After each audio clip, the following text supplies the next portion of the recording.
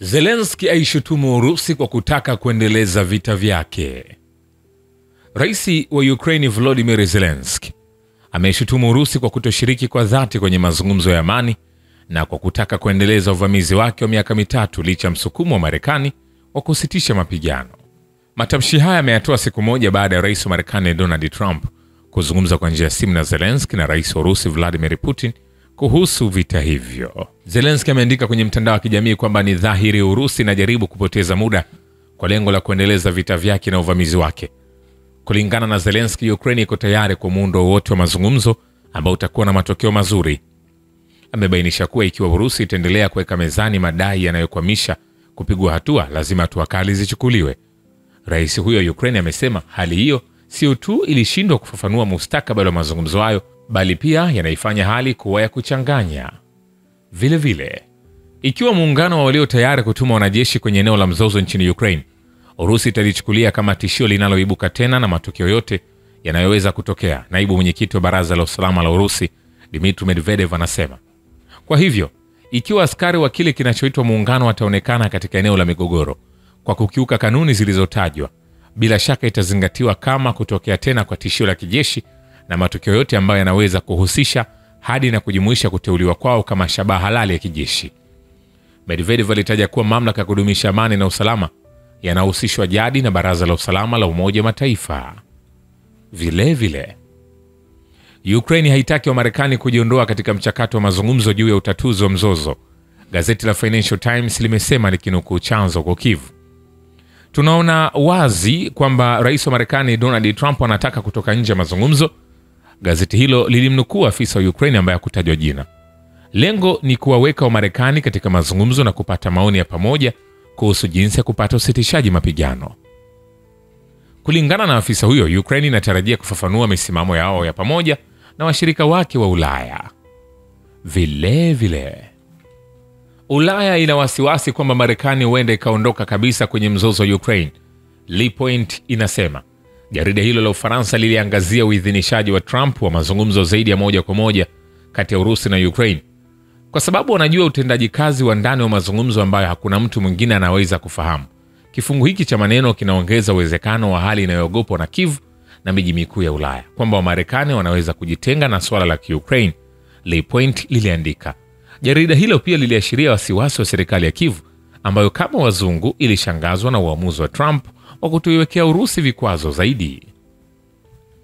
Hayo yakiendelea, madai ya hivi karibuni ya Volodymyr Zelensky kuhusu hamu ya amani sasa yanadai hatua madhubuti kuthibitisha madai hayo. Wakati muhimu unakaribia kwa Kyiv, kwani ni lazima ifanye maamuzi madhubuti kati ya hali ya nyuma ya kauli zisizolingana, hatua za uchochezi na matukio ya hivi majuzi kwenye misukosuko. Kama msemaji wa Wizara ya Mambo ya Nje ya Urusi Maria Zakharova alisisitiza wakati wa mkutano na waandishi wa habari, mpira sasa uko kwenye mahakama ya Kyiv kwa kuzingatia matamshi na vitendo vya kutatanisha ambavyo tumeona hivi karibuni, ikiwa ni pamoja na mawazo ya awali ya Zelensky kuhusu amani. Lazima sasa watafsiri maneno katika vitendo vinavyoonekana na hatua madhubuti.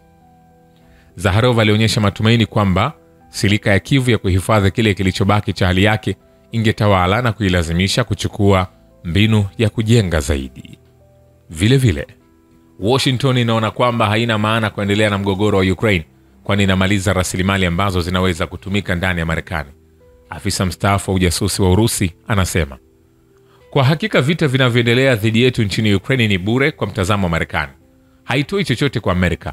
Inaipotosha kutoka kwa kugawa tena rasilimali ambazo zinaweza kutumika kwa ukuaji na maendeleo yake yenyewe na kuivuta katika mtindo wa kimataifa uliopitwa na wakati usiofanya kazi. Huduma ya ujasusi wa kigeni kupitia kanali mstaafu Andrei Bezrukov ambaye ni mjumbe wa Baraza la Ulinzi na mjumbe wa sera ya mambo ya nje ya Urusi anasema. Vile vile, maafisa wa magereza wa Ukraine wamependekeza kuwa raia wanaotuhumiwa kwa uhalifu wa kisiasa kujumuishwa katika orodha ya nchi hiyo ya wafungwa 1000 watakaobadilishana na Urusi kama sehemu ya makubaliano yaliyofikiwa katika mazungumzo ya Istanbul. Chombo cha habari cha Strana kinaripoti kikinukuu vyanzo vyake miongoni mwa wanasheria. Idadi ya vijana wa Ukraine imeshuka hadi milioni 2.3 kutoka 2022 hadi 2024 kutokana na rasimu ya dhana ya serikali ya mpango wa msaada wa vijana hadi 2030. Rasimu hiyo inataja data kutoka kwenye huduma ya takwimu ya jimbo la Ukraine inayoonyesha kuwa idadi ya vijana wa nchi hiyo ilisimama milioni 9.9 au 24.3% ya idadi ya watu wote hadi Januari 1, 2022. Hata hivyo, kulingana na taasisi ya demografia na matatizo ya ubora wa maisha ya chuo cha taifa cha sayansi cha Ukraine, takwimu hii imepungua hadi milioni 7.24 kati ya milioni kwa mwaka 2024. Takwimu hizo zikiendelea, mkataba wa suluhu na Ukraine haufai kuandikwa kwa goti, bali unapaswa kuwa waraka imara. Leonid Slutsky, mwenyekiti wa kamati ya kimataifa ya jimbo la Urusi au baraza la chini la bunge na kiongozi wa chama cha Liberal Democratic Party of Russia, anasema kulingana na mbunge huyo mkuu wa Urusi, mkataba huo unaandaliwa kwa sasa, huku Rais Putin akiweka mchakato huo chini ya udhibiti wa kibinafsi. Anasema ni kweli, hati hiyo lazima ikamilishwe, inatazamia amani. Zaidi ya hayo, kituo cha amani, na nadhani hivyo vita vya mwisho dhidi ya unazi katika historia ya wanadamu, na tunapaswa kutayarisha risala hiyo kwa uangalifu sana, kwa kuwa kuna upinzani mkali kutoka kwenye idadi ya viongozi wa Ulaya, na kila hoja ya mkataba unaotarajiwa haupaswi kuthibitishwa kama inavyowezekana. Karatasi inapaswa kuwa thabiti, ila hakuna wanasiasa vichaa wanaweza kuiharibu, alisisitiza. Ubelgiji iko tayari kupeleka wanajeshi wake nchini Ukraine punde tu kutakapokuwa na usitishaji vita na Urusi, na kila mwaka kuipatia nchi hiyo silaha zenye thamani ya euro bilioni 1. Waziri wa ulinzi Theo Franken anawaambia waandishi wa habari, kuna kikosi kazi cha muungano wa walio tayari na wanafanya kazi chini ya uongozi wa Uingereza na Wafaransa. Wanatengeneza mpango wa kufanya kazi kwa karibu sana. Wakati ambapo kuna usitishaji vita, tunaweza kufanya kazi mara moja na muungano wa walio tayari katika ardhi ya Ukraine. Afisa huyo mkuu wa ulinzi alisisitiza kwamba vikosi vya Urusi lazima viondoke katika ardhi ya Ukraine mara moja baada ya kusitishwa kwa mapigano. Afisa huyo mkuu wa ulinzi alisisitiza kwamba vikosi vya Urusi lazima viondoke katika ardhi ya Ukraine mara moja baada ya kusitishwa kwa mapigano.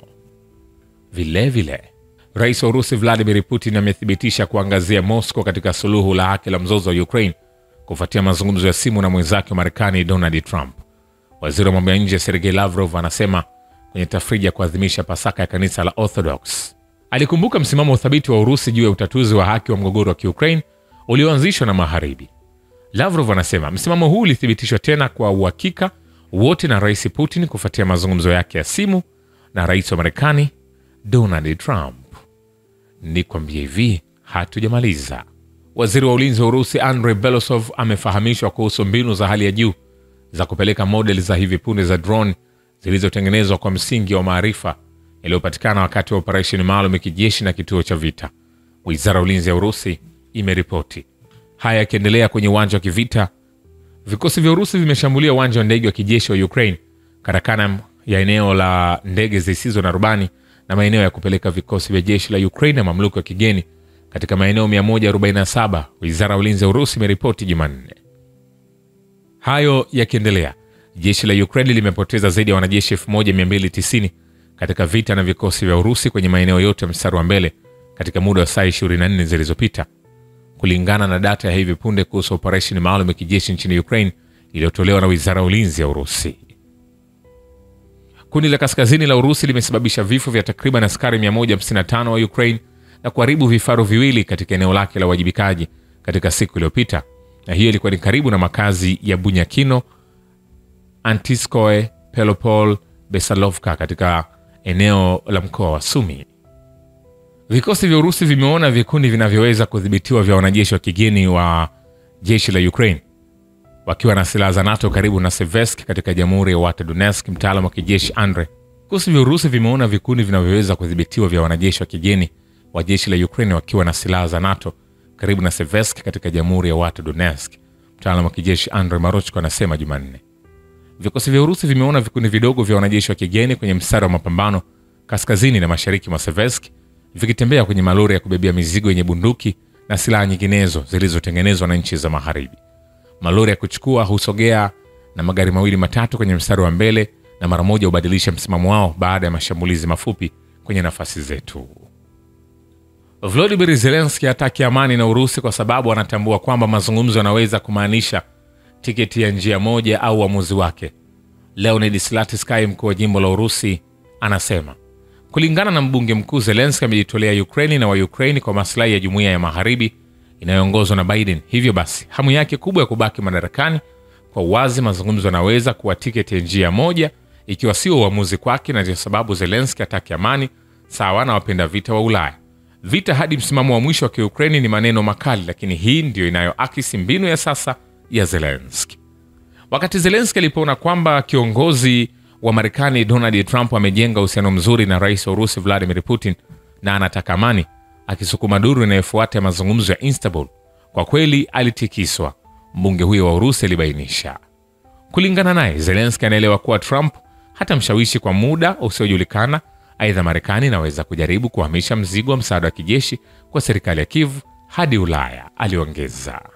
Vikosi vya Ukraine vimerusha ndege zisizo na rubani 69 na silaha 52 katika wilaya 8 za mkoa Belgorod katika siku iliyopita na kuua watu 2 na kujeruhi wengine 7. Gavana Vyacheslav Gladkov anasema familia moja ilimhifadhi askari aliyejeruhiwa wa Urusi kutoka kwa wanajeshi wa Ukraine kwa miezi kadhaa katika eneo la magharibi mkoa wa Donetsk. Mmoja wa familia anasema, "Shukrani kwa baba wa kivita na historia ya dunia. Mimi ni Richard Shio, The Rich Voice. Ni follow Instagram na TikTok kama Rich Voice Official. Asante."